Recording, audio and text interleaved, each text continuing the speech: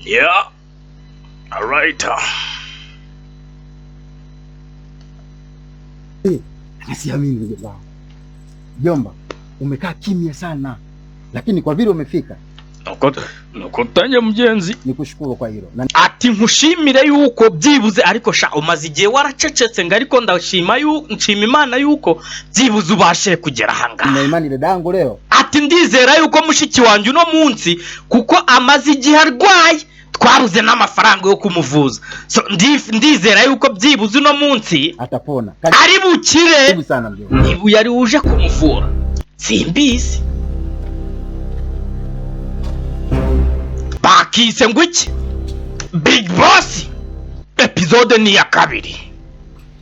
Pole sana mama. Ati hangane mama. Nararwaye. Kama unavyoiona hali ya mama. Ati none wa muhungu we ngira ngo uko umubona mama wawe. Na kama nilivyozungumza na wewe. Ati nkuko nari nkubwiye rero.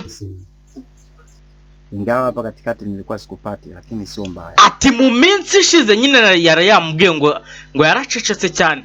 Ati mu minsi ishize maze igihe nkuhamagara sinkubone kuri telefone. Ati rero icyo nashaka kukubwira nta kindi. Ugo.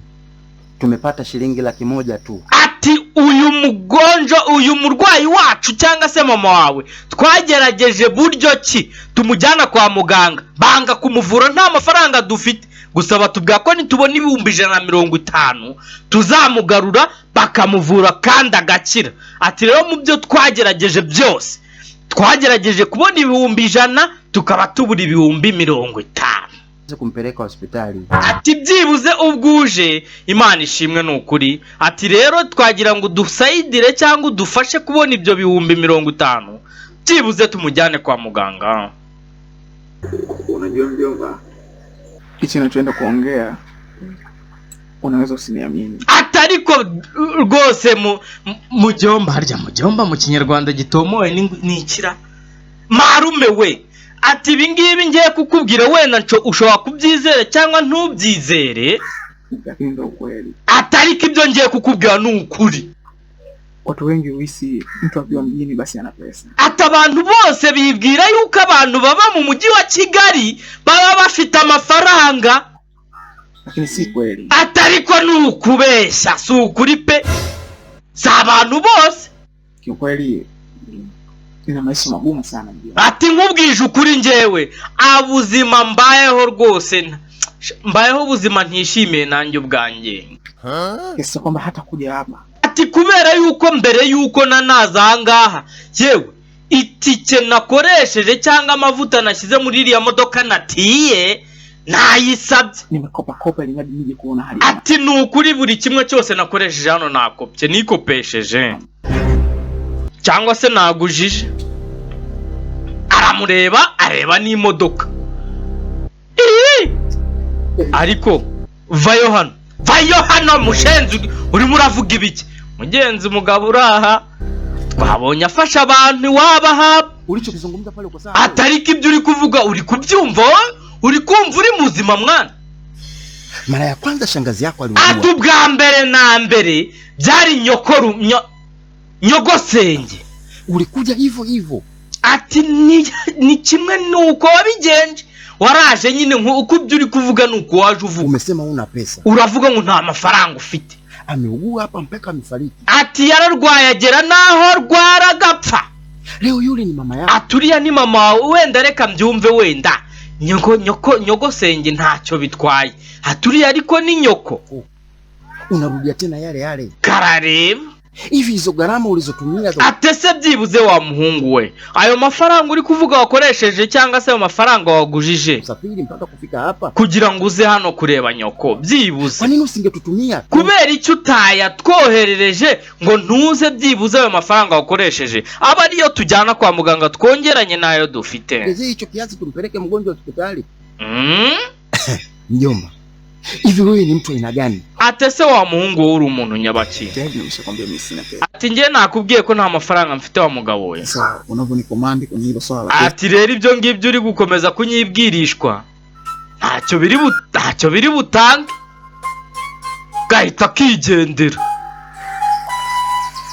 Pole sana mama. Ati wihangane mama. Acha ningatafuta pesa. Petit frere, nawe nyine reka nshaka amafaranga. Inauma.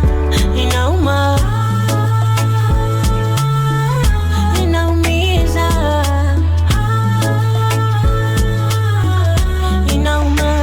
Inauma. Azinga amabinga arigendera.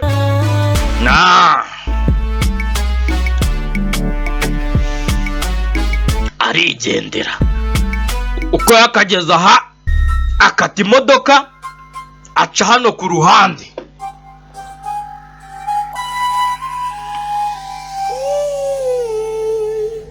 Mugenzi hari ukuntu ufasha abantu ariko nyine igihe wowe igihe cyakugeraho ugasanga amafaranga yagushizeho kubera gufasha abandi. Mugenzi yararize ajya afasha abandi ahaba mu mujyi wa Kigali. Yararize mugenzi ibibazo byabaye wiwe ubwe nta mafaranga afite yo gufasha umubyeyi we. Nta n'ijana afite wumve ngo nayo yamuzanye n'ino modoka ngo yayitiye.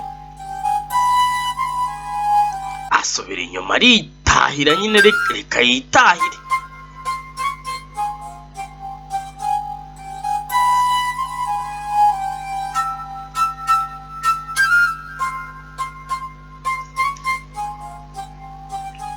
Mu nzira ari gutaha hari abo yanyuzeho banza bajyanye umurwayi kwa muganga. Ndolo bibi. Yewe bite. Kabura mura shemeji yako. Ati nkuko uri kubibona nyine. Afite ikitatata aragwa. Ati hangane mugenzi. Ihangane. Mugenzi umugore urara twite. Shemeji yako bwana. Siku zake za kujifungua zimefika. Ati ngira ngo uri kubibona yuko mugenzi uyu mukobwa cyangwa se umugore wanjye nyine ni umugore uriya mutipe. Ati uri kubibona yuko ageze mu gihe cyo kwibaruka. Hata sentano na kibarua nimefukuzwa. Ati gusa nyine nubwo agiye kwibaruka ubu mujyanye kwa muganga nta natanu mfite mugenzi ndetse n'akazi nari mfite baranyirukanye. Levi napoenda huko hospitali. Ataka kanya ngiye kwa muganga. Sinzi icyo bari bumbwire rwose, sinzi icyo ndi bubabwire nako. Ese koreni sana bwana. Mwana ihangane nyine tu ihangane nuko bimera mugenzi mwibuke nawe avuye iwabo nta dufaranga yifitiye na ubwe nta dufabe natanu yifitiye. Ntukabona abantu bicaye mu mamodoka ngo ugire ngo ibifaranga baratikareka. Babazitiye. Uyu niangalie na magani ya kuweza kuwasaidia. Ati reka byibuze ndebe tumwe mu tuntu duke mfite nabafasha. Akura y'amafaranga. Gwiki? Naweza kawasovu hivi. Akura y'amafaranga. Asante sana. Note za 5 zirasi za 2 da. Ni za 2. Asante shukrani. Kandi wibuke mugenzi no muhunga avuye iwabo avuga yuko nta natana afite ku mufuka ndetse nayo yakoresheje aza hano yayasabye cyangwa se yayagujije. Kiramu. Yani Mungu akubariki sana. Ati mwana guhumugisha kabisa. Yani wewe. Ati wowe mugenzi ni Mwafrika lakini aturi umunyafrika ariko umutima wawe ufite aliroho rakiza. Ni uw'abazungu kabisa. Unakokwenda Mungu atakujali. Ati mugenzi ahugiye Imana igufashe. Aya bwana mwaisheni mgonjwa hospitali. Ata huku Imana ikongerere. Safari njema. Nanjye biri kuncanga none se uyu muhungu atanze ibihumbi n'ibihumbi.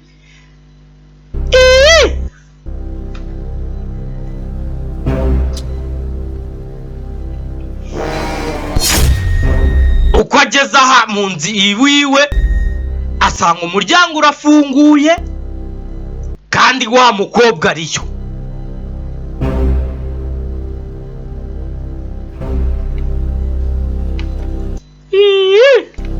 Umukobwa yabwiwe n'icyo ahaba ari kuri telefone yizuyatsa ariko asobanura filime mu Kirundi. Nimefika. Yewe sha. Nije wapo. Ati Kirundi shana. Karibu. Na umejuaje kama naishi hapa? Aturakaza neza. None ninde wakubwiye ko mba hano mugabo? Arisetsa, aratwenga. Unaishi hapa? Ati none tsutuye hano. Nilikuwa napita. Nikaona jua ni kazi. Ati jewe mugabo, narindimo ariko kugenda. Narindimo nditembereza. Izuba riba ryinshi.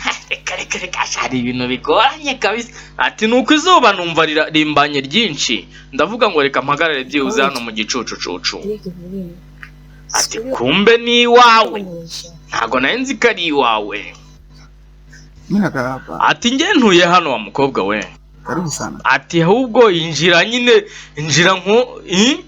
Karibu ndani. Injira mu nzu nkwakire nk'umushyitsi. Upate hata maji. Ati byibuze ubona amazi yo kunywa.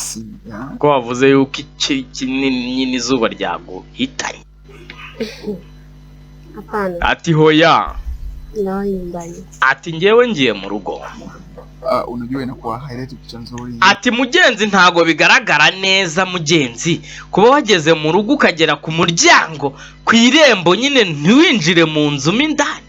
Byibuze ngo inuza nkuha amazi byibuze unywa amazi.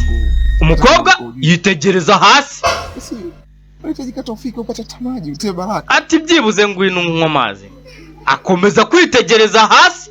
Sawa kama utaniletea. Ati niba ari amazi ukomeze kumpatiriza byibuze yanzanire hano hanze. Okay. Mukobwa akomeza kwitegereza hasi nuko agenda reba hasi. Arabura. Uyu ko yazanye amazi asanga umukobwa yagiye.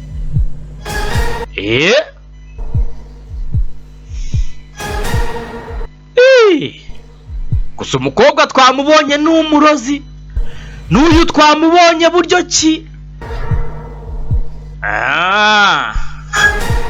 Ko yakaja. Mbona umeita ghafla ghafla? Kuki umpamagaye? Nini shida? Niki? Ati hari ikibazo? Tatizo gani? Ikihe kibazo? Yule kijana aliyonipa kazi. Ati wa muhungu wamaye akazi ko kumugendaho.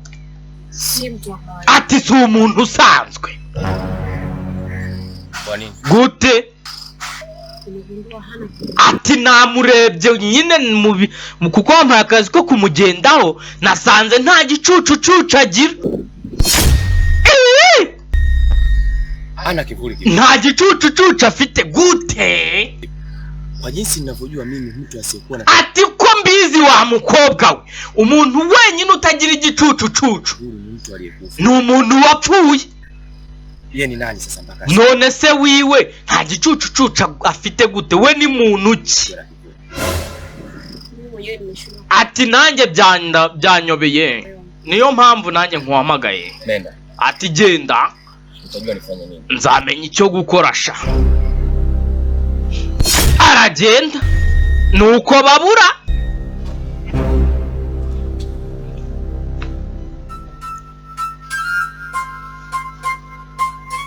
Tugaruka ku mukire wacu.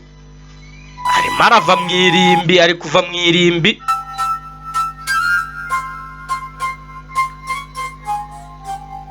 Mugenzi ubanza afite umuntu we wapfuye. Ari kuva mu irimbi niba avuye gusura nde.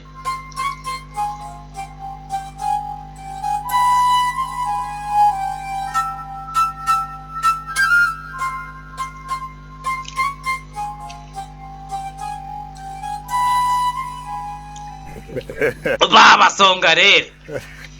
Vipi? Bosi bite bosi. Baba, tulipoona gari tukajua mtu muhimu yuko maeneo. Ati twabonye imodoka turavuga ngo umuntu w'ingenzi ari inaha. Urumva nyine turabonye imodoka duhita tuvuga ngo reka nyine tuze hano. Turavuga ngo uyu munsi ntituburaye. Nimekuja kutembea. Ati nanjye naje mugenzi hari umuntu naje gusura hano mu irimbi. Mbona tajiri? Naona tumepona. Ati ukuntu tukubonye nyine turakubonye turavuga ati ntago tukiburaye rwose. Hali mbaya afadhali ya jana. Ati byibuze inzara twari dufite ejo yari mbere kuno munsi yo yari irenze. Mambo yetu ya pote wale. Uko bakitegereje hasi bareba hasi abaha amafaranga. Asante. Bitegereza hasi ibicucucucu babona ni ibyabo.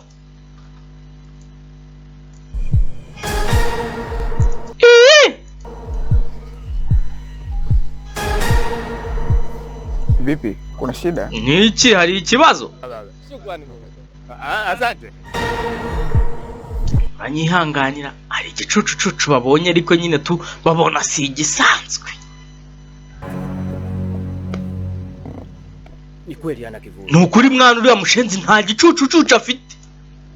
Kinaonyesha ni kivuli cha mtu aliyekufa. Ati gicucucucu tubonye hariya si cy'umuntu usanzwe, atahubwo kirerekana yuko ari umuntu wapfuye kera zamani. Ni nani? None se uyu muntu ni muntu nyabaki? Ni ajabu. Ati ibi biratangaje kabisa. Hata mimi sielewi. Nanjye simbye nanjye singe mukuru w'abarozi ariko simbisobanukiwe kabisa.